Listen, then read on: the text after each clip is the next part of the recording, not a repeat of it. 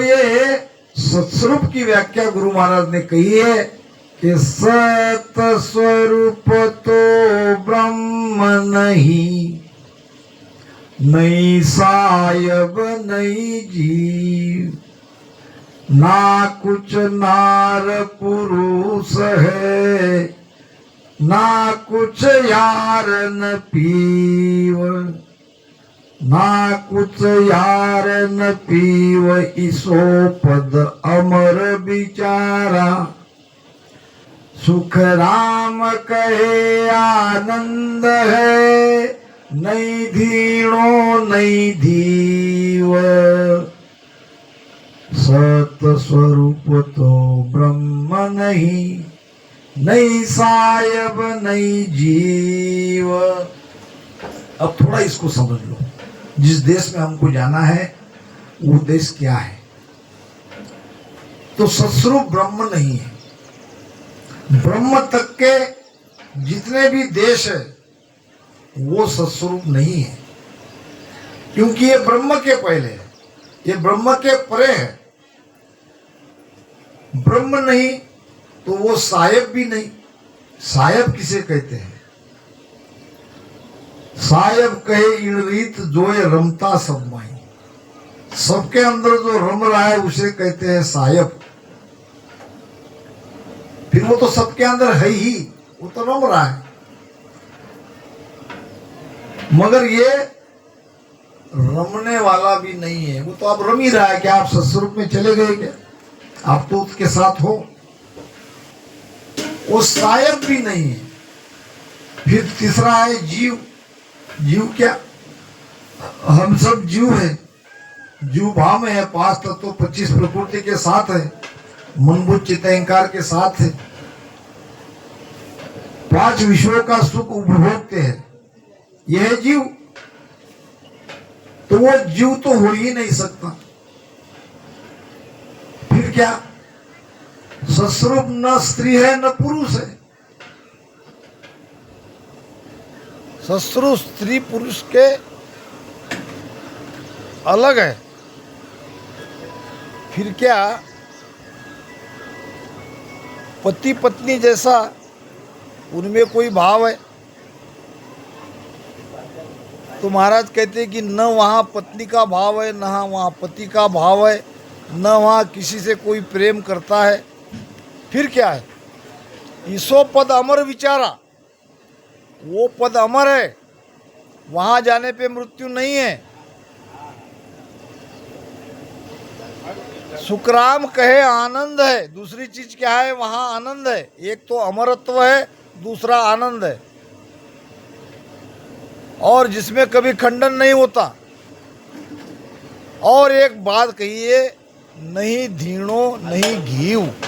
अब धीणो और घीव क्या है?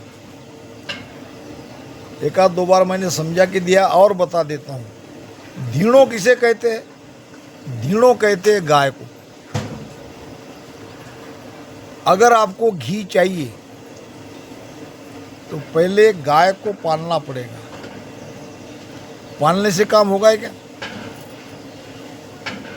उसको घास खिलाना पड़ेगा, जंगल में ले जाना पड़ेगा। अब घास खिलाते खिलाते जब गाय में गर्भ ठहरेगा तब आपको घी मिलने की आशा है। अभी घी मिला नहीं। फिर बछड़ा पैदा होगा, फिर गाय को बछड़े को दोनों को पालना पड़ेगा। और बछड़ा जो दूध पीता है उसका बचा हुआ दूध या उसके साथ वो दूध निकालना पड़ेगा। दूध निकाल लिया, घी नहीं बना। दूध में जामुन डाल के उसकी दही बनानी पड़ेगी। दही बन गई तो घी नहीं हुआ। दही का मंथन करना पड़ेगा।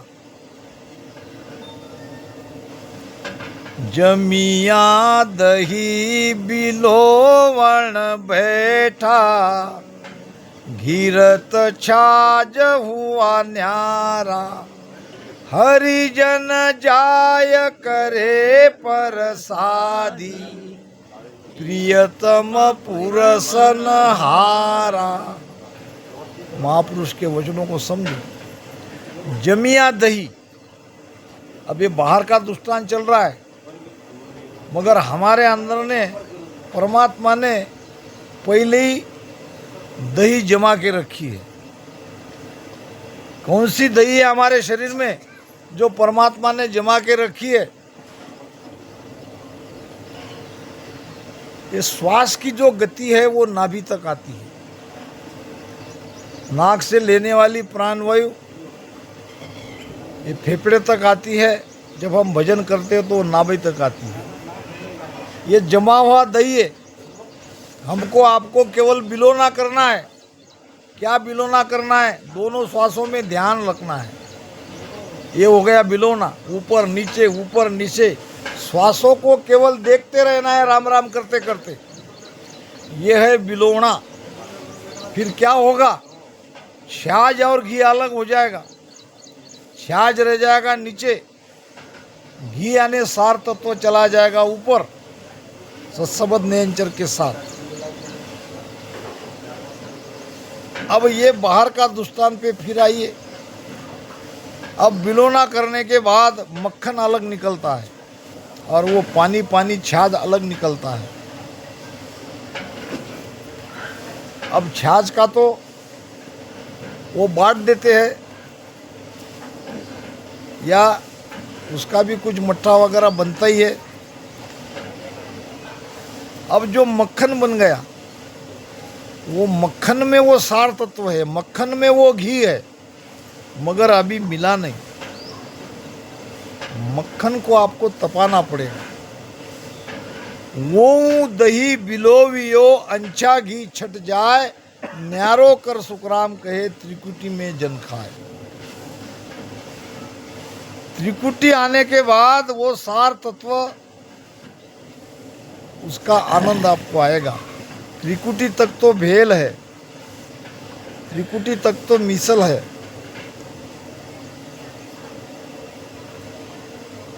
तो फिर घी एक बार निकल गया गरम करके, उसमें भी जो एक्स्ट्रा है वो निकल जाता है तपाने के बाद।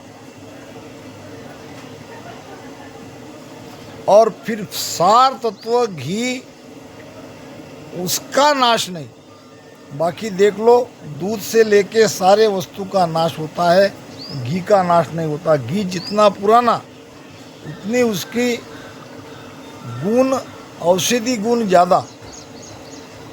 तो अब ये घी उस परम तत्व में पहुंचने के बाद अखंड मिलता है। अब वहाँ नहीं धीणो नहीं धीव, दो बातें कही महाराज ने। वो पद अमर है, वहाँ आनंद है, और वहाँ कोई प्रक्रिया नहीं, क्रिया नहीं, साधन सिद्धता नहीं।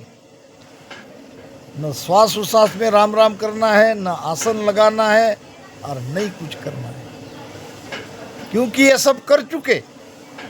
अब वो सार वस्तु को आपने प्राप्त कर लिया। सुखराम कहे आनंद है, नहीं धीणो नहीं घीव। न गाय को पालना पड़ता है, न चारा खिलाना पड़ता है, न दूध निकालना पड़ता है, न दही बनानी पड़ती है, न मंथन करना पड़ता है, न मक्खन अलग निकलता है, न मक्खन को तपाना है, क्योंकि अब तो सार तत्व के साथ आप हो। तो हमारे शरीर में सार तत्व है हमारी आत्मा, और यही है परम गुरु। वो इस घट में भी है, मगर घट में उसकी अनुभूति नहीं होती है। जब आप खंड पिंड ब्रह्मांड के पार जाओगे, तब वो परम तत्व को, आत्म तत्व को, वो आनंद को आप समझोगे, उसका अनुभव करोगे। या के परे परम गुरु न्यारा, तागत लखे न कोई। उसकी गति कोई नहीं लख रहा, उसको समझ रहा है परमात्मा है, ये सब जान रहा है, विश्वास के साथ भजन भी कर रहे हैं, मगर अभी उसकी गति लखने में नहीं आई। रास्ता विकट है, पीछम का है, मोटा मोटा अभी त्रिकुटी पे आए हैं। अब त्रिकुटी के आगे 3 ब्रह्म के 13 लोक को पार करना है। अभी उसकी गति लगने में नहीं आती, क्योंकि हद और बेहद और हद बेहद के बीच में जो त्रिकुटी है, ये 3 स्थान महाराज बताए। हद के अंदर आपका भजन है, मोटा मोटा त्रिकुटी तक भी आप पूरी तरह से गए नहीं हो। हद में देव मानवी मोसर, मनुष्य और देवता सब हद में ही रहते हैं। मनुष्य और देवता का रहने का स्थान हद है। मनुष्य मृत्यु लोक में रहता है, देवता लोग स्वर्ग में रहते हैं, और पाताल में कौन रहता है? नाग। नाग लोग पाताल में तो रहते हैं। ये 3 लोक में रहने वाले हैं। जब तक हमारा ध्यान हद के अंदर है, अभी हम साधु भी नहीं बने, अभी हम मनुष्य ही है। क्योंकि हद में देव और मनुष्य रहते हैं, और साधु कहाँ रहता है? साधु का ध्यान रहता है त्रिकुट में। साधु का ध्यान निरंतर कहाँ रहता है? त्रिकुटी में। संत कहाँ रहते? संत कहते किसको है आप? जिसका ध्यान अखंड 10वें द्वार में है, वो है संत। त्रिकुटी में ध्यान है, वो है साधु। श्रेणी बताइए। महाराज कहते हैं, 8 पोहर 64 घड़ी हर नाय बिसारे। 8 पोहर 64 घड़ी हर नाय बिसारे। सो साधु सुख राम के बहुता जिन्स तारे। सो साधु सुख राम के बहुता हंस तारे। 8 पौर 64 घड़ी जो परमात्मा को एक पल भी नहीं भूल रहे हैं, वो जीवों को तारने वाले संत है। ऐसी उसकी महिमा करी है। फिर इसके थोड़ा नीचे श्रेणी, वो क्या है? फिर पिया प्याला प्रेम का औरा को पावे। पिया प्याला प्रेम का औरा को पावे। सो साधु संसार में करता समक्वावे। सो साधु संसार में करता समक्वावे। पिया प्याला प्रेम का, स्वयं भजन कर रहा है, भजन का आनंद ले रहा है, दूसरे से भजन करवा रहा है, दूसरे को भजन के लिए प्रेरित कर रहा है, स्वयं भी आनंद ले रहा है, दूसरों को भी आनंद देना चाहता है। ये क्या है? ये कर्ता के जैसा है, ये हमारे लिए परमात्मा के जैसा है। कर्ता समक्वावे। अब और उसके नीचे श्रेणियां हैं। ध्यान धरे करतार का अवगत सुराता। ध्यान धरे करतार का अवगत सुराता। हे निर नारी दीन है सायब संग माता। से नर नारी दीन है, सायब संग माता। परमात्मा का ध्यान कर रहे हैं, ध्यान में रत है, वो संसार में धन्य है। अब उसके भी नीचे उठ परोड़े प्रेम सु पूरन पद गावे, दिनवा की माता पिता हर सूलिव ल्यावे। जो ब्रह्म मुहूर्त पे सुबह उठ के राम राम भजन कर रहा है प्रेम के साथ, उसने स्वयं तो वो धन्य है, अपने माता पिता को भी उन्होंने धन्य कहलवाया। वो भी धन्य है, उनको जन्म देने वाले उनके माता पिता की धन्य है। ऐसी एक एक स्थिति महाराज ने बताई है। सीढ़ी दर सीढ़ी हमको ऊपर ऊपर बढ़ते रहना है। हद में देव मानवी मौसर और साध त्रिकुटी हुई, या कुलोप चले जन कोई, सतगुरु रूप कहीजे, माया रहे हद के माई, बेहद वासे लईजे। याकू लोप, लोप यानी उल्लंघन करना, किसको? त्रिकुटी को। अब त्रिकुटी पार करोगे तो कहाँ जाओगे? तो 10वें द्वार में जाओगे। याकू लोप चले जन कोई, सदगुरु रूप कहावे।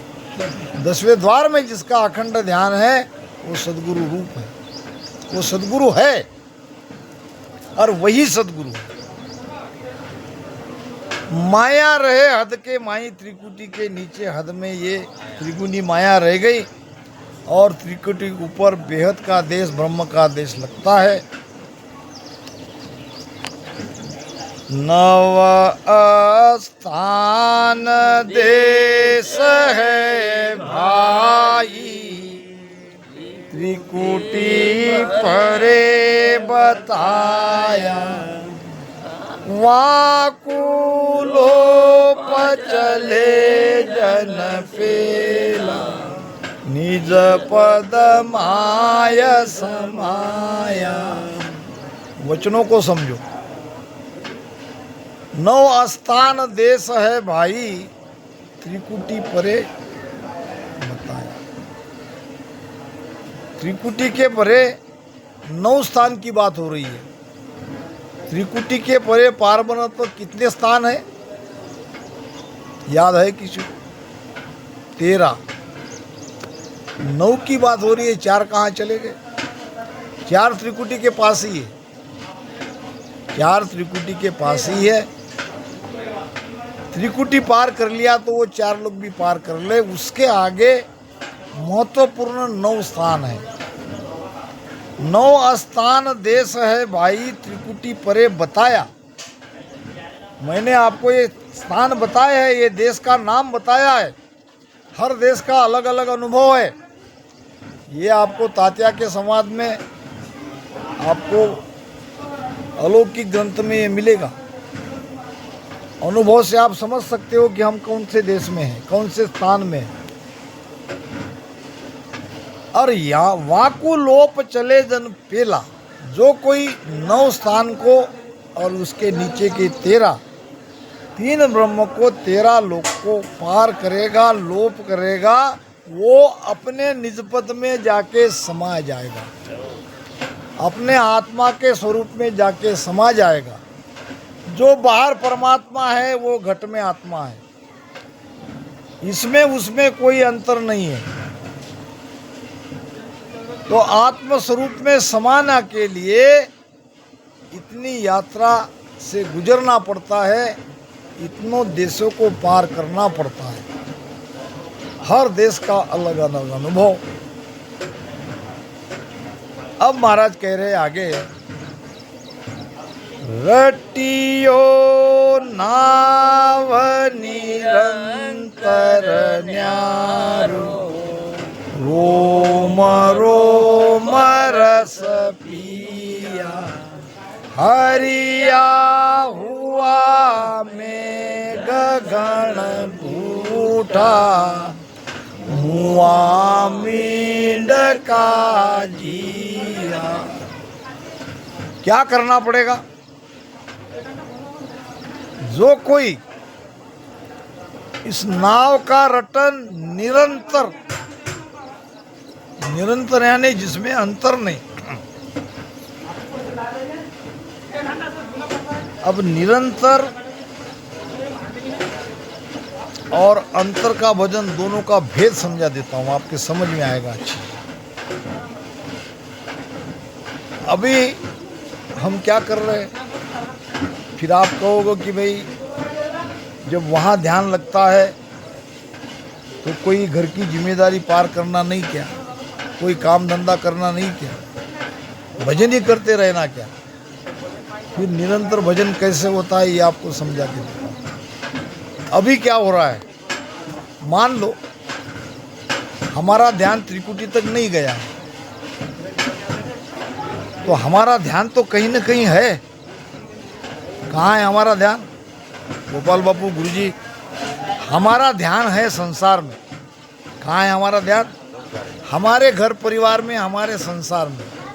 वो लगाइए, उसमें से थोड़ा 2 घंटा 3 घंटा 1 घंटे का समय निकाल के हम करते हैं भजन। निरंतर ध्यान कहाँ है हमारा? संसार में। भजन कितनी देर करते हैं? 2 घंटा 3 घंटा 4 घंटा। तो हमारा संसार से निरंतर ध्यान टूटा क्या? बोलो, नहीं टूटा। थोड़ी देर के लिए हमने भजन किया और भजन से उठ गए, अपने काम धंधे में लग गए। ये समझ गए? अब इसके उलट दूसरी बात समझाता हूं। अब हमारा अखंड ध्यान लग गया और उसमें से हम हमारे काम के लिए उठे, काम कर लिया। काम करने के बाद और वहां पे अखंड ध्यान हमारा लग ही रहा है। अब हो गई स्थिति उल्टी। अब निरंतर ध्यान उधर लगा है, उसको ध्यान में से सुरती को हटा के हम घर के काम में लगाए। किसी की शादी में गए, किसी के कार्य में गए, किसी महत्वपूर्ण कार्य में गए, और वो काम करते ही दोबारा हमारा ध्यान वहीं लग गया। अब ये निरंतर है कि खंडन है? निरंतर है। हम वहाँ से सुरती हटाना नहीं चाहते, मगर हटानी पड़ रही है। कोई ऐसे एकाएक काम आन पड़ता है, वो करना पड़ता है, और वो करते ही और बैठ गए ध्यान में, सुरती बराबर शब्द के साथ लग गई। ये है निरंतर ध्यान। नहीं तो आप करोगे बस उठेंगे ही नहीं।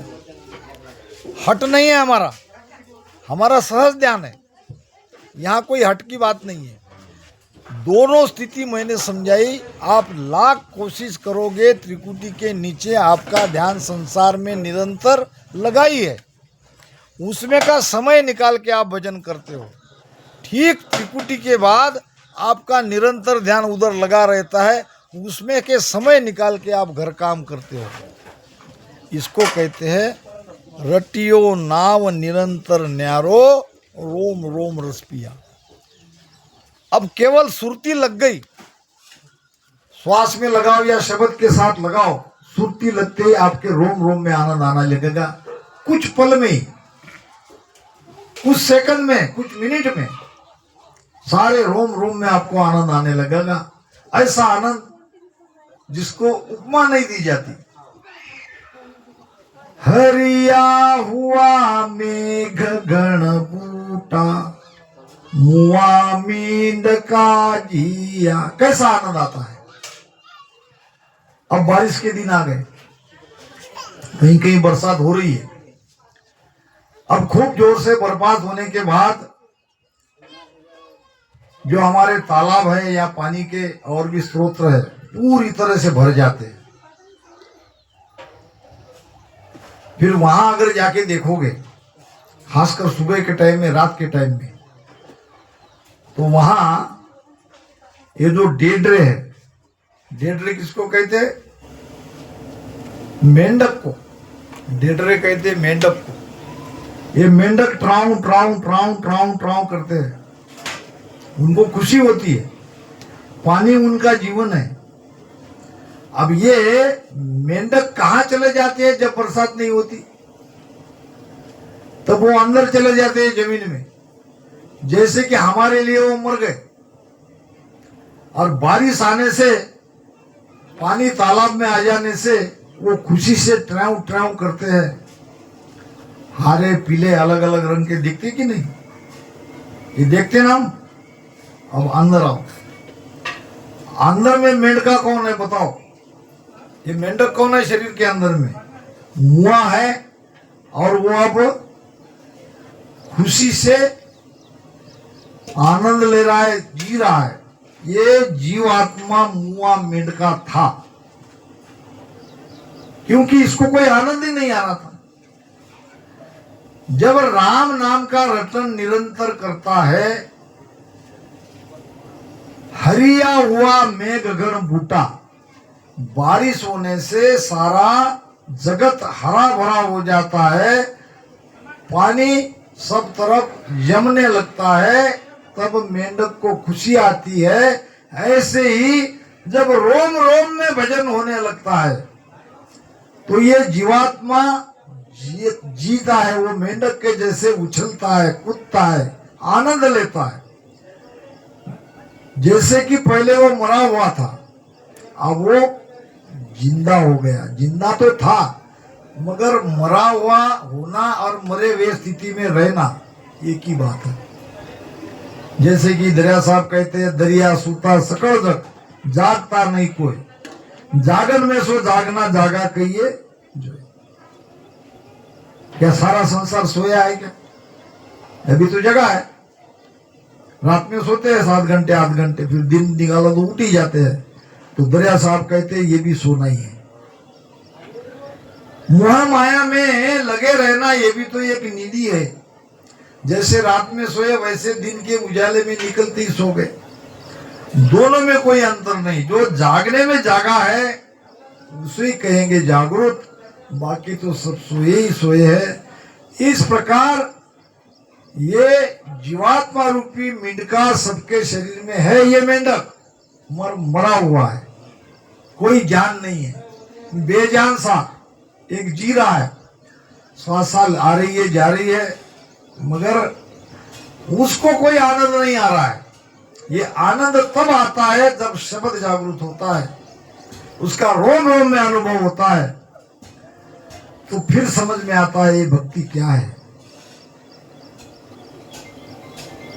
नव से नदी निनानु चाली, खड़क्या नीर पहाड़ा, रिलिया माल पिया बन सारा, लग्या फूल फल झाड़ा। 9 से नदिया 99 9 से 99 नाड़ियां है।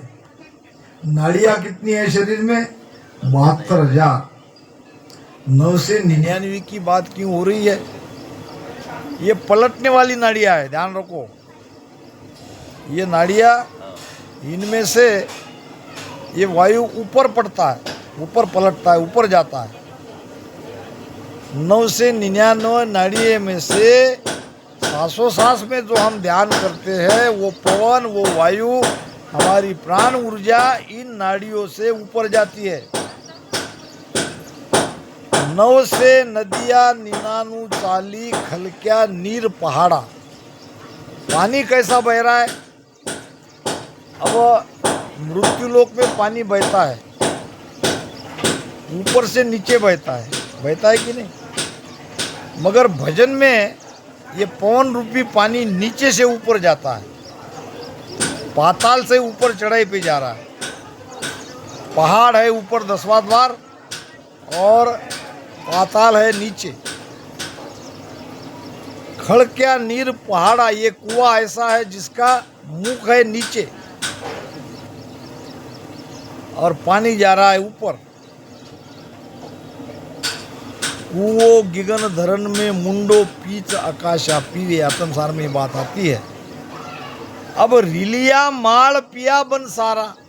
अब जब पानी बह रहा है, ये मेरू के अंदर से ऊपर जा रहा है, तो शरीर में सभी नाड़ियों के द्वारा सारे शरीर में वो फैल रहा है। यानी ये पानी, पवन रूपी पानी सारे शरीर को, सारे नाड़िया को मिल रहा है। और लग्या फूल फल झाड़ा, जब पानी मिलेगा शरीर रूपी बाग के पेड़ों को, नाड़ी को, हर एक अंग को, तो क्या होगा? फूल फल लगेगा। फूल फल लगना का मतलब क्या है? आनंद आना। सब शरीर में आनंद आएगा,